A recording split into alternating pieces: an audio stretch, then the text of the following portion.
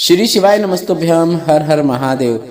25 नवंबर दिन बहुत विशेष है क्योंकि विवाह पंचमी का विशेष दिन है। और इस दिन अगर आप गुरुजी पंडित प्रदीप मिश्रा जी के बताए कुछ विशेष उपाय कर देते हैं तो जिनका विवाह नहीं हो रहा है उनका शीघ्र विवाह होता है। जिनके विवाह में अड़चने आ रही हैं उनके विवाह की अड़चने दूर होती हैं और अच्छे रिश्ते की प्राप्ति होती है। और जिनका विवाह हो चुका है तो उनके भी दाम्पत्य जीवन में सुख शांति देखने को मिलती है। क्लेश चल रहा है, पति पत्नी की आपस में बहुत लड़ाइयाँ होती हैं, अपशब्दों का उपयोग होता है या फिर घर में क्लेश दोनों में से किसी एक के कारण हो रहा है या फिर बात तलाक तक पहुंच गई है। इस वीडियो में बताया गया उपाय जो कि गुरुजी पंडित प्रदीप मिश्रा जी के बताए विशेष उपाय है, जिसे अगर आप 25 नवंबर विवाह पंचमी के विशेष अवसर में कर देते हैं तो उसका लाभ आपको निश्चित देखने को मिलेगा। गुरुजी पंडित प्रदीप मिश्रा जी के बताए विशेष उपाय हैं, इसलिए वीडियो अंत तक देखें ताकि कोई भी उपयोगी जानकारी आपसे न छूटे। सबसे पहले बढ़ते हैं शीघ्र विवाह वाले उपाय की ओर। इस विवाह पंचमी को मतलब 25 नवंबर को आपको सुबह से लेकर शाम तक जब भी तिथि में आपको लगे आप यह उपाय कर सकते हैं।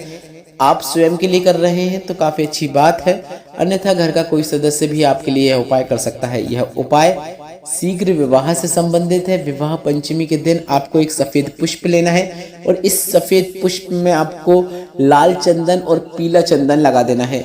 आप चाहो तो रोली और कुमकुम भी लगा सकते हैं।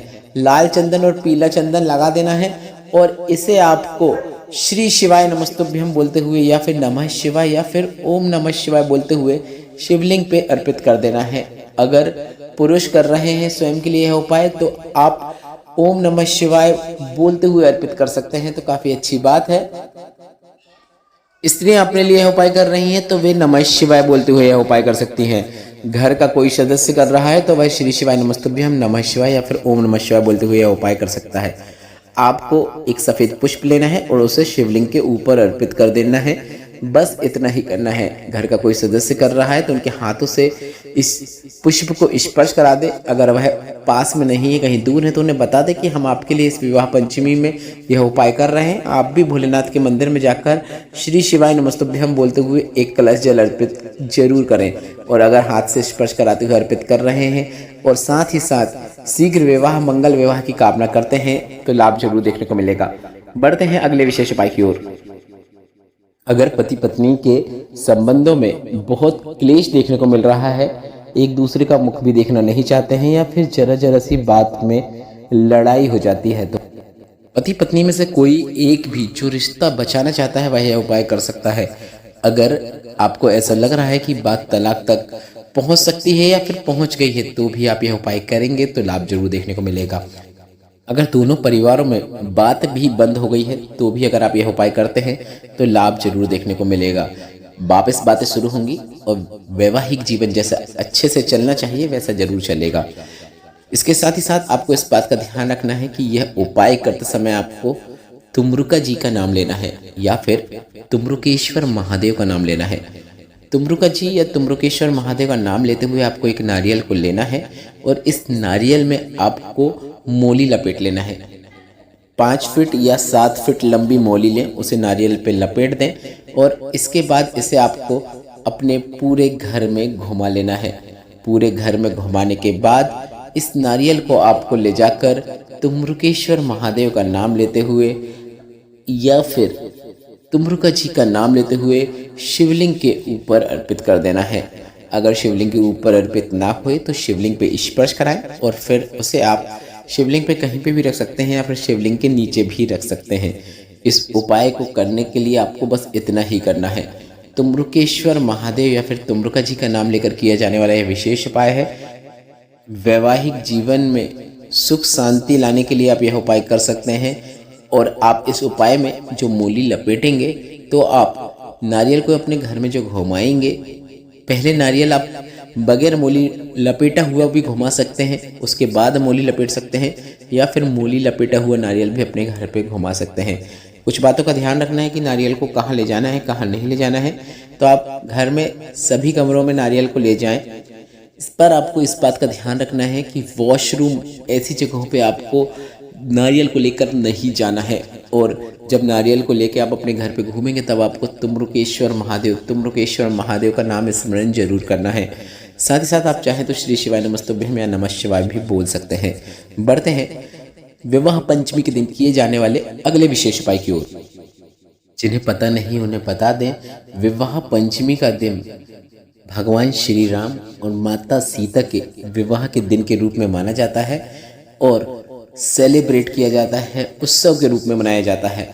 तो अगर आप बन सके तो इस दिन अपने घर में रामायण का पाठ करा सकते हैं या फिर सुंदरकांड का पाठ करा सकते हैं। ऐसा अगर आप अपने घर पे कराते हैं तो आपको अपने घर में सुख शांति देखने को मिलेगी। इसके साथ ही साथ विवाह पंचमी के दिन आप मंदिर में ध्वजा भी लगवा सकते हैं। माता का मंदिर हो या फिर भगवान श्री राम का मंदिर हो या फिर कोई भी मंदिर हो, उसके ऊपर जो ध्वज लगा रहता है उसे आप लगवा सकते हैं। ऐसा करने से भी पति पत्नी के संबंधों में जो खटास है, जो गलत है, वह समाप्त हो जाता है और संबंधों में मधुरता देखने को मिलती है। यह काफ़ी सरल और आसान उपाय है जिसे आपको इस विवाह पंचमी में अवश्य करना है। इसके साथ ही साथ आप इस दिन भगवान के मंदिर जरूर जाएं। जैसे भोलेनाथ का मंदिर हो गया, कृष्ण और राधा का मंदिर हो गया, भगवान श्री हरि विष्णु का मंदिर हो गया। मतलब आप किसी भी मंदिर में जाके भगवान के दर्शन करेंगे। भगवान के साथ साथ माता पार्वती, कृष्ण भगवान के साथ राधा माँ या फिर श्री हरि विष्णु के साथ माता लक्ष्मी के दर्शन करेंगे या फिर भगवान श्री राम के साथ माता सीता के दर्शन करेंगे। तो इस प्रकार से अगर आप अपने जोड़े से भी दर्शन करते हैं, उनकी आराधना करते हैं, उनके कुछ नाम जाप या मंत्र जाप आप करते हैं, अब वह संख्या कुछ भी हो सकती है। आप चाहो तो 108 बार कर सकते हैं या फिर जितना आपको ठीक लगे 7 बार भी लेंगे नाम तो भी पर्याप्त है। इस प्रकार से जोड़े से जाके भगवान के दर्शन करते हुए अगर आप भगवान का नाम स्मरण करते हैं तो आपको लाभ जरूर देखने को मिलता है। आपस में प्रेम संबंध में मधुरता देखने को मिलती है और वैवाहिक जीवन में सुख शांति और आपको समृद्धि देखने को मिलती है।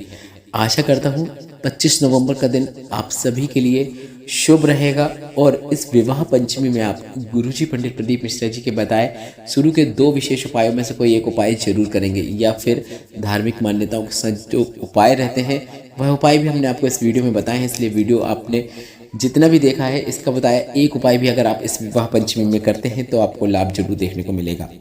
अब हम बता दें, इस वीडियो में बताई गई जितनी भी जानकारी से संबंधित अगर आपके मन में अभी भी कोई प्रश्न है, वे सभी प्रश्न आप कमेंट बॉक्स के लिए पूछ सकते हैं। हम आपके सभी प्रश्नों का उत्तर देंगे, भले ही थोड़ा लेट दें पर जरूर देंगे। और वीडियो उपयोगी लगा है तो वीडियो को लाइक जरूर करें। कमेंट बॉक्स में श्री शिवाय नमस्तुभ्यम या फिर हर हर महादेव जरूर टाइप करें। श्री शिवाय नमस्तुभ्यम, हर हर महादेव।